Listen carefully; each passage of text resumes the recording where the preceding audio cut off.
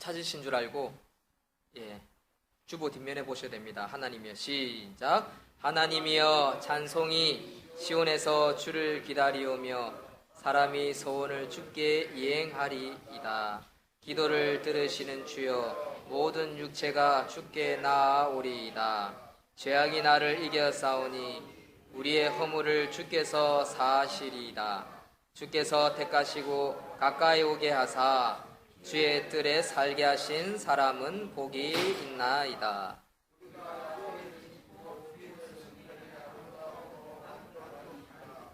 우리 구원의 하나님이시여, 땅의 모든 끝과 먼 바다에 있는 자가 의지할 주께서 의를 따라 어미하신 일로 우리에게 응답하시리이다. 주는 주의 힘으로 산을 세우시며 권능으로 띠를 띠시며 바다의 설렘과 물결의 흔들림과 만민의 소요까지 진정하시나이다. 땅 끝에 사는 자가 주의 징조를 두려워하나이다.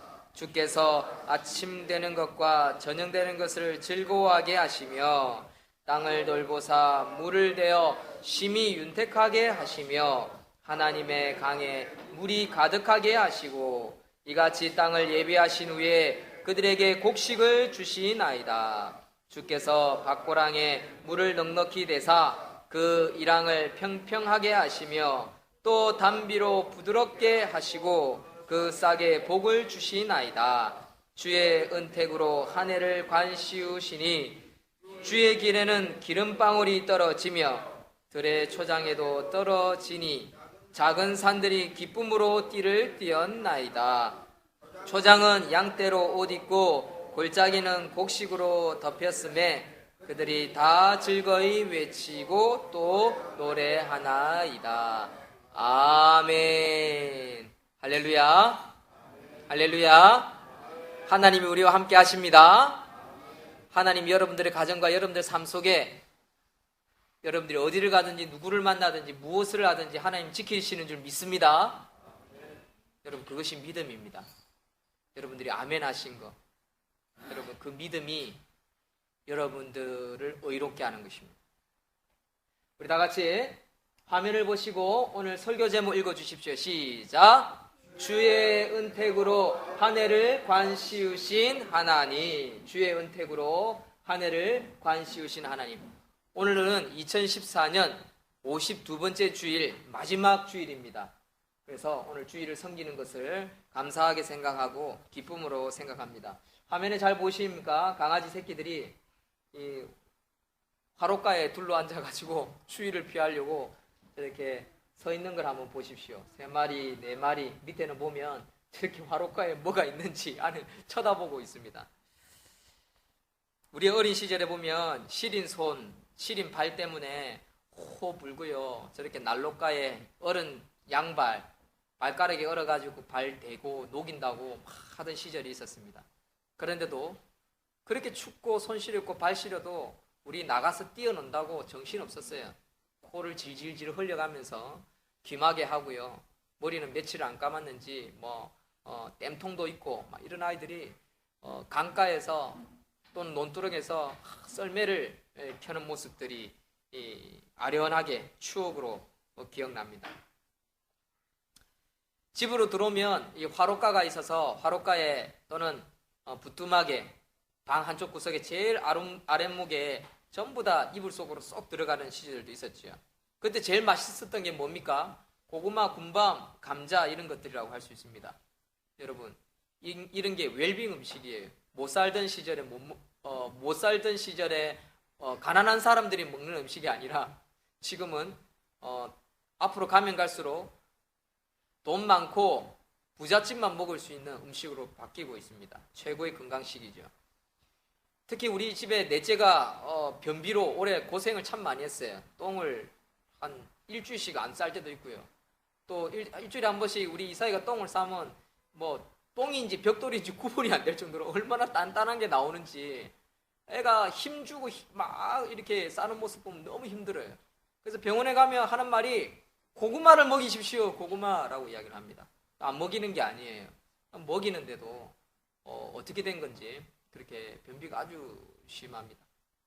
그럼에도 불구하고 이 아이들이 아침에 학교 간다, 유치원 간다, 식탁에 4명이 쪼르륵 앉아가지고 자기들이 밥을 먹습니다. 이삭이도 자기 숟가락으로 자기 젓가락으로 밥을 떠요. 그런 모습을 보면 아버지인 제가 또 웃으면서 엄마가 배가 불러가지고 5째가를 가지는 저 아줌마가 부엌에 들락날락거리면서 음식을 나르는 모습을 보면요, 제가 얼마나 흐뭇하고 얼마나 감사한지 모릅니다. 제가 오늘 아침에도 우리 아이들이 대안교회 간다고, 어린이 예배 드리러 간다고 8시부터 아침 먹고 또 대안교회 집사님이 오셔가지고 차로 태우고 가시는데, 그 아이들이 4명이 앉아서 밥 먹는 모습 보면 그것만 봐도 배가 불러요. 정말 어른들이 배부르다는 말이 저는 이해를 어릴 때는 못했는데 아버지가 되어 보니까 이해가 됩니다. 이제 조금 있으면 한 2달, 석 달 지나면은 이제 5째가 나와가지고 내년 이맘때쯤이면은 5명이 이제 앉아서 밥 먹고 우유 마시고 막 이런 모습을 가질 건데, 저는 이것이 하나님께서 주신 은혜라고 생각합니다. 무엇보다도 또한 우리 교회를 돌아보면서도, 가정을 돌아보면서도 그렇게 감사하지만 교회를 돌아보면서도 감사함이 있습니다. 우리 8순이 넘으신 우리 어르신들이 많이 있으세요. 그런데도 큰 병치레 안 하시고, 또 구서동이라는 먼 곳에서 지하철 타고 버스 타고 거의 2번, 3번을 갈아타고, 왕복 4번이죠. 4번 이상을 갈아타고 또 배산역에서 걸어도 오시고 이렇게 하시고, 또 부전역, 저 다대포에서 신생아 안고 온다는 우리 젊은 집사님, 그리고 어떻게 해서든 교회를 함께 일으켜 보겠다고 직장 다니고 서울을 왔다리 갔다리 하시고 또 직장 구하기 위해서 고민하시고, 타 교회 청년이지만 우리 교회 빠지지 않고 와서 특별한 사정이 있으면 꼬박 이야기하고 반주해주고, 또 우리 이만수 성도님이 올해 세례 받으시고, 그리고 또 이만수 성도님 성탄절 받는 선물 있죠. 뭘 받았는지 제가 대충 아는데 책이죠. 그거 하루에 한 장씩 보는 겁니다. 365일로 글자 읽으실 수 있죠. 어려워도 그냥 하루에 한 장씩 일하러 갈 때마다 그 가게 앞에 두시고 한 장씩, 하루에 한 장씩 거기에 딱 얹어 놓으세요. 그거는 폐유지 아닙니다. 그걸 꼭 얹어 놓고 하루에 한 개씩만 딱 넘기면 돼요. 까먹어도 괜찮습니다. 그러나 거기 그 가게에 딱 얹어 놓으면 누이들도 보고 엄마도 보고, 이거 어디서 나왔나 하면 교회에서 나왔습니다. 성경 말씀입니다 라고 하면 됩니다. 그래서 다 성경 말씀이에요. 하루에 한 장씩 읽으면 돼요. 무슨 말인지 몰라도 읽어보면 어느 날 좋은 말씀이네 라는 게 오는 게 보일 겁니다. 그러니까 제가 볼 때 하나님이 특별히 챙겨주신 거라고 생각이 드니까 꼭 그렇게 한번 보세요. 알겠죠? 이렇듯 성도님들이 잘하는 모습, 섬기는 모습, 또 예배드리는 모습에 저는 목사로서 참 감사할 따름입니다. 사랑하는 성도 여러분, 여러분들 가정에는 하나님의 은택, 하나님의 어떤 은혜로 한 해를 관 씌우셨습니까? 저는 이런 관들이 참 많은 것 같습니다. 어떤 분들은 고생한다 이런 말씀도 하시지만, 위로한다고 하시지만, 제에게는, 제가 볼 때는 감지덕지인 것 같아요. 제같이 부족한 자에게 하나로 교회를 맡기시고, 또 이렇게 성도님들을 저에게 하나님 양떼들을 붙여주시고, 또 함께 이 하나로 교회를 세워가게 하신 그런 은혜를 생각할 때 저는 감지덕지라고 생각합니다. 감지덕지. 감지덕지라는 말 잘 안 쓰는데 저는 감지덕지라고 저는 생각합니다. 사랑하는 성도 여러분, 여러분들의 삶과 가정을 한번 돌아보십시오. 하나님이 어떤 은혜와 은택으로 한 해를 관 씌우셨는지. 우리 자신을 돌아보면 참 부끄럽고 연약하고 하나님 앞에서 감히 부족한 게 얼마나 많습니까? 우리 방금 김미선 집사님 앞에 나와서 찬양 인도하라고 하니까 부끄럽고 미안해서 나오시기 참 힘들어 하시는데, 그래도 순종함으로 나오시지 않았습니까? 이 자리에 서면 느끼는 게 하나 있어요. 이 자리에 서면 하나님의 강단에 내가 설 수 있다라는 거에 대한 감사지요. 여러분, 옛날에 성막을 지어놓고요, 성소, 지성소를 드나끓일 수 있는 사람은 유일하게 한 사람밖에 없었습니다. 대제사장. 그것도 1년에 한 번. 그리고 들어갈 때도 허리에 끈을 묶고 들어갑니다. 왠지 아십니까? 거기는 아무나 들어갈 수 없는 곳이고 하나님이 계시는 곳이기 때문에. 그래서 들어가서 죄로 말미암아 죽어 나올 수 있기 때문에 끈을 묶고 들어가요. 그리고 대제사장이 1년에 한 번씩 지성소 앞에서 예배 드리는데 하나님을 만나고 하나님의 음성을 듣고 나오는데, 안 나오면 어찌하는지 압니까? 바깥에서 끈으로 잡아 당겨요. 왜요? 죽었는지 살았는지 확인하려고. 그래 대제사장이 살아있다라고 표시를 탁탁탁 하면 이제 사람들이 안 땡기죠. 그러나 아무리 땡겨도 대제사장이 살아있다는 표시를 안 하면 어쩝니까? 잡아 당깁니다. 질질질 끌려 나옵니다. 그게 하나님 앞에 나아가는 것입니다. 그 하나님 앞에 나아갈 때 앞에는 항상 무엇이 있습니까? 성막 안에는 휘장이라는 커튼이 쫙 쳐져 있습니다. 그 안에 아무나 못 들어가는 것입니다. 그런데 지금은 그 휘장이 끊어졌습니다. 지워졌습니다. 누가 끊으셨습니까? 예수님이 끊으셨습니다. 예수님이 십자가에 못 박히시고 죽으실 때 다 이루었다 할 때 온 천지가 진동이 일어나고 예루살렘 성전에 있는 휘장이 이렇게 두 조각 났다라고 성경에 기록되어 있습니다. 그것은 바로 누구나 목사가 아니든 누구나 하나님을 만나고자 하는 사람은 누구나 하나님 앞에 성소 앞에 갈 수 있다는 겁니다. 그래서 부끄러워할 필요가 없는 것입니다. 하나님 앞에 나갈 때 죄송할 필요 없는 것입니다. 왜? 우리의 부끄러움과 죄송함을 누가 다 짊어지셨습니까? 예수님이 짊어지셨기 때문에 그렇습니다. 사랑하는 성도 여러분, 한 해를 돌아보며 감사할 수 있는 저와 여러분들이 되시기를 주의 이름으로 축원드립니다. 아멘. 누가복음 13장 8절 9절의 말씀에 이런 말씀이 있습니다. 다 같이 한번 화면을 보고 읽어봅시다. 시작. 대답하여 이르되 주인이여 금년에도 그대로 두소서 내가 두루 파고 거름을 줄이니 이후에 만일 열매가 열면 좋거니와 그렇지 않으면 찍어 버리소서 하였다 하시니라. 아멘. 참 무서운 말씀이지요. 금년 올해에도 그대로 두소서. 이 내용은 누가복음에 나오는 농부가 과수원을 열고 있습니다. 근데 거기에는 많은 나무가 있어요. 근데 그 중에 많은 나무 중에 한 나무는 열매를 맺지 않는 거예요. 근데 이 농부가 이 나무에는 열심히 정성을 들여요. 더 거름을 많이 주고 더 햇빛을 잘 먹도록 가지치기도 하고 더 정성스럽게 겨울이 되면 보온을 하기 위해서 지프로 몸을 감싸주고. 그런데 해가 지났는데도 열매가 맺지 않는 거예요. 그리고 주인이 왔어요. 주인이 과수원을 쭉 둘러보니까 한 나무에는 열매가 없어요. 농부를 불러다 물었어요. 농부야, 이 나무는 왜 열매를 맺지 않니? 잘 모르겠습니다.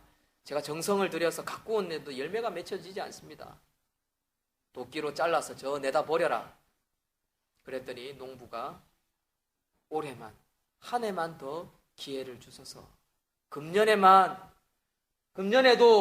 금년에도 그대로 두소서라고 이야기를 합니다. 여러분, 이게 얼마나 은혜로운 말씀인 줄 아세요? 여러분, 농장의 과수원의 주인은 하나님입니다. 농장의 농부는 예수님입니다. 그리고 과수원에 있는 각 나무들은요, 바로 우리라고 할 수 있습니다.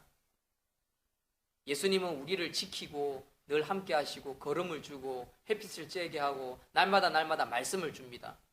근데 연말이 되어서 보니까 열매가 하나도 없는 거예요. 그런 성도가 있어요. 근데 하나님 뭐라고 말씀하십니까? 찍어내 버려라 라고 합니다. 근데 예수님은 뭐라고 말씀하십니까? 금년에도 올해만 한 번만 더 기회를 주십시오. 여러분, 예수님이 그렇게 사정사정하는 내용이라 할 수 있습니다. 인간적으로 생각하면 그 열매가 참 무섭습니다. 특히 사단이 우리에게 속삭일 때 너 뭐 했니? 너 하나님 앞에 얼마나 많은 죄 지은지 아니? 라고 묻는다면 열매가 없는 자예요. 찍어내버려야 마땅할 존재입니다. 그러나 그런 존재임에도 불구하고 예수님은 뭐라고 말씀하신지 압니까? 하나님, 금년에도 기회를 주십시오 라고 이야기합니다. 이게 예수님의 은혜인 것입니다. 두 번째, 한 가지 더. 여러분, 열매가 뭐라고 생각하십니까? 어떤 마귀는 또는 어떤 사람은 몇 명 옵니까? 당신은 얼마나 많이 벌었습니까? 당신은 얼마나 많이 전도했습니까? 어떤 숫자, 결과에 집착하게 만듭니다. 여러분, 그것도 열매의 한 부분일 수 있습니다. 그러나 진짜 열매는 성령의 9가지 열매인 것입니다. 사랑. 얼마나 사랑하십니까? 얼마나 사랑을 나눠주셨습니까? 희락, 얼마나 기뻐하십니까? 화평, 얼마나 다른 사람과 화해하고 사랑하고 평화를 누리고 계십니까? 오래 참음, 여러분들 얼마나 오래 참고 기다리고 인내하고 계십니까? 여러분, 이런 열매, 사랑, 희랑, 화평, 오래 참음, 자비, 양성, 충성, 온유, 절제, 바로 이런 열매를 맺으라고 말씀하시는 것입니다. 여러분들 자신을 한번 돌아보십시오. 한 해를 돌아보십시오. 나는 어떤 열매를 맺고 있나? 제가 생각할 때 우리 교회 성도님들은 열매를 하나도 안 맺은 사람은 없습니다. 다 골고루 여러 가지 모양으로 저는 열매를 맺었다고 생각합니다. 사단은 내한테 이렇게 말할 수 있겠지요. 문 목사, 너 교회 얼마나 성장했노? 그래 성장해가지고 언제 다른 교회 큰 교회처럼 따라갈래? 이렇게 속삭일 때도 있습니다. 그러나 저는 마귀에게, 사단이 그렇게 말합니다. 내가 부족해서 한다고 하는데 잘 안 되네. 그래도 한 번 더 해볼게. 여러분, 이것이 우리 성도가 취해야 할 자세가이지 않는가라는 생각을 해보게 됩니다. 여러분들 자신을 돌아보면서 2015년에 어떻게 하나님 나라와 교회를 위해 여러분들의 가정과 여러분들의 몸이 성전인데 여러분들의 성전을 위해서 어떤 열매를 거치기 위해서 어떤 일을, 어떤 생각을, 어떤 기도를, 어떤 섬김을, 어떤 봉사를 해야 할지 한번 돌아보며 생각할 수 있는 연말이 되시기를 주의 이름으로 축원드립니다. 아멘. 오늘 말씀을 가지고 정리를 하겠습니다. 시편 65편 말씀은 다윗의 찬송가입니다. 여러분들은 오늘 읽었던 다윗의 찬송가 그 중에 1절에서 5절은 구원의 은혜에 대한 감사를 표현한 것입니다. 다윗이 첫 번째 뭘 했다고요? 1절에서 5절 하나님께서 나를 구원해 주신 것을 감사합니다라고 한 것입니다. 자, 1번 읽습니다. 시작. 구원의 은혜에 대한 감사. 사랑하는 성도 여러분, 여러분들은 구원에 대한 은혜, 천국에 간다는 대한 은혜, 그것에 대한 얼마나 많은 확신을 가지고 있고 얼마나 많은 감사를 하고 있습니까? 다윗은 이 구원의 은혜에 대해 감사하기 위해서 첫 번째 1절을 통해서 찬송받으시기에 합당한 하나님이라고 외치고 있습니다. 1절 읽습니다. 성경 말씀 주보 읽으시면 됩니다. 시작. 하나님이여 찬송이 시온에서 주를 기다리오니 며 사람이 서원을 주께 이행하리이다. 찬송하고 있습니다. 여러분, 찬송은요 하나님께 감사함으로 표현하는 것입니다. 주일날 교회 오십니까? 찬송하십시오. 여러분, 우리가 10시 50분 45분 우리 반주자가 30분쯤 되면 옵니다. 반주합니다. 연습합니다. 그것도 다 하나님을 찬양하는 겁니다. 여러분, 반에 30분에 오시는 분들 계십니다. 여러분, 2015년에는요 50분까지 오십시오. 늦어도. 그래서 함께 찬양하며 하나님께 감사합시다. 그럼 마음이 열리고요, 기쁨이 생기고요, 말씀의 은혜가 더 깊이 와닿습니다. 그러면 섬기는 저도요 더 부지런해집니다. 더 많이 기도하게 되고요. 여러분, 이 사실을, 이 원리를 기억할 수 있는 저와 여러분들 되었으면 좋겠습니다. 두 번째는 기도에 응답하시는 하나님께 감사합니다. 2절 시작. 기도를 들으시는 주여. 하나님은 여러분들의 기도를 들으십니다. 찬양하고 기도하십시오. 세 번째 3절 죄악이 나를 이기어 싸우니 우리의 죄가를 주께서 사하시리이다. 여러분, 살아가면서 죄로 말미암아 우리가 넘어질 때가 얼마나 많습니까? 죄는 우리를 이깁니다. 그러나 그 죄과를 사해 주시는 분은 누굽니까? 예수님입니다. 여러분, 그것을 기억하며 나아갈 수 있는 저와 여러분들이 되었으면 좋겠습니다. 4절 그래서 감사하는데요, 어떤 감사? 찬양하고 기도하고 죄 용서함을 해주시니까 내 영혼을 만족하게 하시는 그 하나님을 만난다는 겁니다. 4절 읽습니다. 시작. 주께서 택하시고 가까이 오게 하사 주의 뜰에 거하게 하신 사람은 복이 있나이다. 우리가 주의 집 곧 주의 성전의 아름다움으로 만족하리이다. 아멘. 교회 안에 은혜를 많이 누리시는 분들은 바로 이런 원리를 가지고 살아가는 분들입니다. 주께서 택하시고 가까이 오게 하사, 하나님께 가까이 나오니까 주의 뜰, 주의 성전, 주의 집에 깊숙하게 들어가게 되고 그 안에서 만족함을 누린다는 거죠. 영혼의 만족함. 여러분 은혜 받고 싶습니까? 아, 우리 교회 가면 은혜가 안 돼. 왜 이번 주는 은혜를 못 받지? 여러분들 자세에 있는 것입니다. 그러면 어떻게 되는 줄 압니까? 환난으로부터 보호를 받습니다. 5절 읽습니다. 시작. 우리 구원의 하나님이시여 땅의 모든 끝과 먼 바다에 있는 자의 의지할 주께서 의를 쫓아 어미하신 일로 우리에게 응답하시리이다. 환난에서 보호해 주신다는 말씀입니다. 여러분들 어려움이 있습니까? 고난이 있습니까? 뭔가 안 되고 스트레스 받고 짜증나는 일이 있습니까? 답답한 일이 있습니까? 여러분 그것으로부터 보호받고 싶습니까? 여러분 영혼의 만족을 누리십시오. 어디서요? 주의 뜰 안에서, 성전 안에서, 교회 안에서, 말씀 가운데. 말씀의 은혜를 받고 싶습니까? 그럼 여러분들이 자세를 고치십시오. 그러면 여러분들이 더 큰 은혜를 누리게 될 것입니다. 두 번째, 화면을 보고 읽습니다. 다윗이 어떻게 10편 65편으로 섬겼는지 시작. 세상을 다스리는 능력을 찬양함. 다윗은요 65편 6절과 8절을 찾아보면 하나님으로부터 세상을 다스리는 능력을 받았어요. 그래서 그것으로 말미암아 기뻐함으로 말미암아 찬양하고 있습니다. 첫 번째는 자연 세계에 대한 능력을 받았고요. 자연을 다스리는 능력. 두 번째는 인간 세계, 사회에서, 인간관계에서 능력을 얻었어요. 그것이 8절입니다. 8절 읽습니다. 8절 7절 8절 읽습니다. 시작. 바다의 흉령과 물 땅끝에 사는 자가 주의 징조를 두려워하나이다. 주께서 아침 되는 것과 저녁 되는 것을 즐거워하게 하시며. 아멘. 보십시오. 땅끝에 사는 자가, 저쪽에 사는 자가, 내 반대편에 사는 자가, 하나님을 모르는 자가 주의 징조, 하나님이 계심을 두려워한다고. 여러분 북한이 하나님의 징조로 인해서 두려워하게 되어 있습니다. 하나님 살아계시기 때문에. 아멘이십니까? 여러분들의 적이 여러분들을 괴롭히고 있습니까? 여러분들이 기도하십시오. 그럼 주의 징조가 그 원수 앞에 나타나게 되어 있습니다. 두려워 떨게 되어 있습니다. 그게 믿는 자의 능력입니다. 다윗은 그것을 체험했던 것입니다. 압살롬, 사울, 그를 괴롭힐 때마다 그는 하나님께 기도했습니다. 주의 징조가 그들에게 나타나기를. 다윗이 사울을 이길 수 있습니까? 못 이깁니다. 얼마나 괴롭습니까? 직장 상사 우리가 못 이기지요. 얼마나 괴롭습니까? 한 해 선배만 돼도요 회사에서 갈구기 시작하면 엄청 괴로워요. 이웃 주민, 이웃 집주인 우리를 갈구기 시작하면 얼마나 괴롭습니까? 괴롭습니다. 그러나 여러분 기도하시면 주의 징조가 그 주인에게, 회사 동료에게, 선배에게, 직장 상사에게 나타나게 되어 있습니다. 저거 건드니까 뭔가 답답한데, 뭔가 이상한데.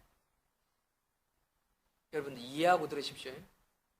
우리 교회 공사한다고 처음에 우리 교회 인테리어에서 1,000만 원 받아간 집사님 있죠. 그래서 저 쫄대 끝에 못했죠. 예? 그분이요 우리 교회 공사하고요 한 달도 안 돼서 감옥 가셨어요. 그리고 또 이해하고 들으십시오. 우리 교회 공사 맡으신 분이 있습니다. 그래가지고 공사를 맡고 한 150만 원을 받아가신 분이 있어요. 제가 볼 때 너무 많이 받아갔어요. 왜 이래 많이 받아가나? 우리 서명 집사님도 안타까워하셨어요. 교회 집사님 분들이 왜 이러래요? 이런 말씀하셨어요. 근데 그분이 한 달 후에 그 2층인가 3층에서 떨어져 가지고요 여기가 부러졌어요. 이게 이 안에 심을 지금 3개 지금 1년째 넣고 있습니다. 제가 이런 말을 갖다가 지금 지난 3년 동안 거의 안 했죠. 근데 오늘 말씀을 가지면서 이건 해야겠다. 왜? 주의 징조, 하나님이 징조를 드러내는 건데 왜 이걸 안 드러낼까? 그건 아니다. 여러분 주의 징조가 나타나게 돼 있습니다. 저는요 키가 작다고 아무것도 없다고 어디 나가면 무시를 엄청 많이 당합니다. 교회에 있어도요 목사님 있어요 그럽니다. 제 보고 어떤 분이 찾아오시면. 그러면 저쪽 편 하나로 교회에 찾아오신 거예요. 저를 그냥 집사나 교회 성도로 보는 거지. 한 청년으로 봐요. 무시당할 때 많습니다. 세상에 나가면. 그런데 주의 징조가 결국 알게 되면, 저를 아는 사람들은 저를 무시하는 사람 아무도 없습니다. 저는 그게 얼마나 감사한지 몰라요. 저는 오늘 성경을 읽으면서 그걸 엄청나게 느꼈어요. 왜 나를 모르는 사람들은 무시하다가 나를 알게 되면 저 사람들의 태도가 바뀔까? 옛날에는 저는 예수를 모르고 하나님을 모를 때는요, 세상에 나가면 늘 치였어요. 학교 가면 치이고, 직장 다니도 치이고, 두드려 맞고, 괴롭힘을 당했습니다. 근데 주의 징조가 그때는 나타나지 않았습니다. 그러나 기름 부음 받고 목사가 되고 사역을 하다 보니까 주의 징조가 제가 안 나타내려고도 저절로 나타나요. 저는 그냥 예. 배드민턴 치러 가도 어이 아저씨 총각 같이 배드민턴 칩시다. 아 예. 여러분 제가 상처 많을 때는요 그런 말 들으면 그런데 가기 싫어요. 만나기 싫어요. 그 사람들 어울리기 싫어요. 기주고 있으니까 상처가 있으니까 스트레스 받으니까. 자녀 교육도 마찬가지입니다. 우리 아이들에게 하나님 믿는 믿음이 나타나면요 이 아이들이 학교를 가거나 학원을 가도 어디 가도요 처음에는 치여요. 키가 작다고 또는 공부 못한다고 못생겼다고 치여요. 그러나 이들에게 믿음이 있지 않습니까? 그럼 이 아이들이 어느 학교 어느 회사 어디를 가든요 주의 징조가 저들의 삶 가운데 나타나게 되어 있습니다. 아이에 건드리니까 뭐 별로 안 좋네. 오히려 나인이랑 친해지고 싶어. 나인이 주위에 친구들이 막 많아지. 막 친구들 우리 집에 놀러 오고 싶어 해요. 여러분 그게 주의 징조입니다. 여러분들 직장 주위의 사람들이 여러분들과 막 친해지고 싶잖아요. 그러면 주의 징조가 내 삶 가운데 나타나는구나. 그 깨달으시면 돼요. 마지막으로 세 번째 다윗이 65편을 통해서 무엇을 표현했는지 봅시다. 세 번째 시작. 땅에 풍성한 수확을 주심을 감사하. 여러분 하나님께서 우리에게 풍성하게 하십니다. 끊임없이 하나님 우리를 돌보시기 시작하지요. 9절 있습니다. 9절 시작. 땅을 공고하사 물을 대어 심히 윤택케 하시며 하나님의 강에 물이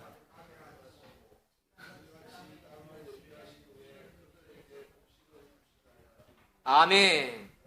끊임없이 하나님은 돌보시는 거예요. 채워주시는 거예요. 아멘이십니까? 두 번째는요. 잘못 넘겼네요. 두 번째는요. 땅에 풍성한 수확을 주시는데 10절을 읽어보면 먹을 양식을 막 자라게 하십니다. 하늘에 비를 주시고 해를 주시고 하나님께서 자라게 하십니다. 세 번째, 하나님의 무한한 은총이 지속돼요. 계속하게. 이상하다. 옛날에는 환란이 많았는데 어떻게 지금은 내가 뭐 별거 하는 것도 없는데 왜 이렇게 잘 되지? 11절 읽습니다. 11절 시작. 주의 은택으로 한 해를 관시우시니 주의 길에는 기름방울이 떨어지며 12절도 있습니다. 시작. 들의 초장에도 떨어지니 작은 산들이 기쁨으로 띠를 띄었나이다. 아멘. 여러분 하나님께서 여러분들 삶 가운데 풍성한 수확을 주실 줄 믿습니다. 말씀대로 살아갈 수 있는 저와 여러분들 될 줄 믿고 주의 은혜가 여러분들 삶과 가정에 넘쳐나기를 축원드립니다. 아멘. 기도하겠습니다. 하나님 아버지 감사합니다. 하나님께서